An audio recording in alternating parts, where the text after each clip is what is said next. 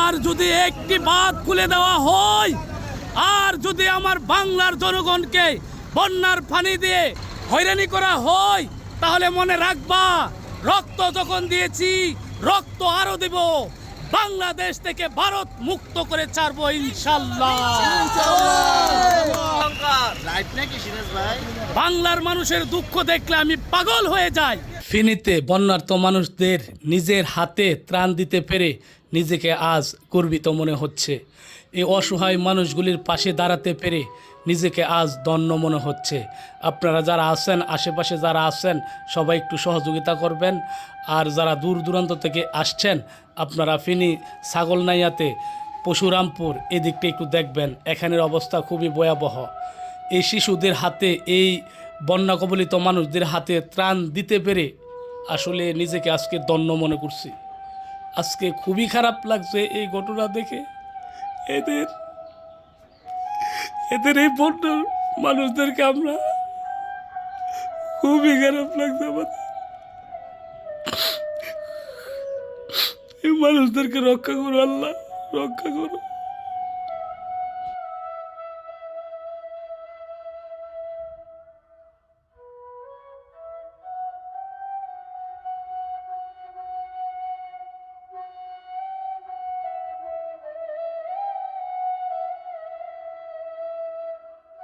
তুমি পাইছ কিছু, পাইছ কি পাইছ?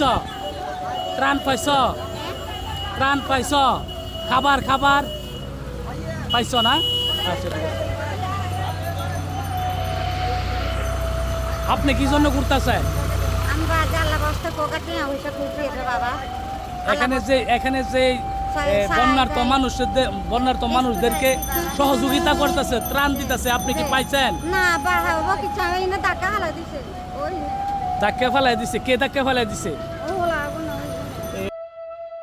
দেখেন এই যে পানি, এই পানির মধ্যে কিন্তু দেখতেছেন যে বন্ধু পরিবারের সংগঠনের সদস্য ভাইয়েরা কি কষ্ট করে এই যে মহিলা পুরুষ এদের হাতে ত্রাণ কিন্তু এরা তুলে দিচ্ছে।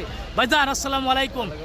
এত কষ্ট করে এই পানির মধ্যে আপনার যে কষ্ট করতেছেন এবং মহিলাদেরকে ত্রাণ বিতরণ করতেছেন, পুরুষদেরকে ত্রাণ বিতরণ করতেছেন, আপনার কাছে ভাইজান কেমন লাগতেছে? আসলে এখানে এটা বলার কোনো ভাষা নাই। আমরা যে কি করে কষ্টের মধ্যে দিন কাটাইতেছে, আসলে নিজের চোখে যে না আসবে সে এটা অনুভব করতে পারবো না। আর পানিবন্দির অবস্থায় মানুষ কত জীবনযাপন করতেছে কষ্টের মধ্যে, এটা নিজের চোখে দেখার পর একটা মানুষ বিশ্বাস করতে পারবো আসলে তাদের জীবনটা আসলে এখন কিভাবে কত কষ্টের মধ্যে কাটাইতেছে। আচ্ছা, এখন যে এই কষ্ট করে আপনারা ত্রাণ বিতরণ করতেছেন, আপনাদের কি আসলে কষ্ট লাগতেছে? না ভাই, ওদেরকে আমরা যখন দিতে পারতেছি আমাদের কোনো কষ্ট লাগতেছে না, কারণ আমরা নিয়ে আসছি ওদের উদ্দেশ্যে যাতে মানুষকে কিছু উপহার দেওয়া। কারণ আমরা যদি উপহার বলি যে আমরা তাদেরকে কিছু উপহার দিতে পারতেছি, এটাতে আমরা সন্তুষ্ট। আচ্ছা ভাইজান, আপনার জন্য অবশ্যই দোয়া ও ভালোবাসা রইল। ধন্যবাদ ভাই।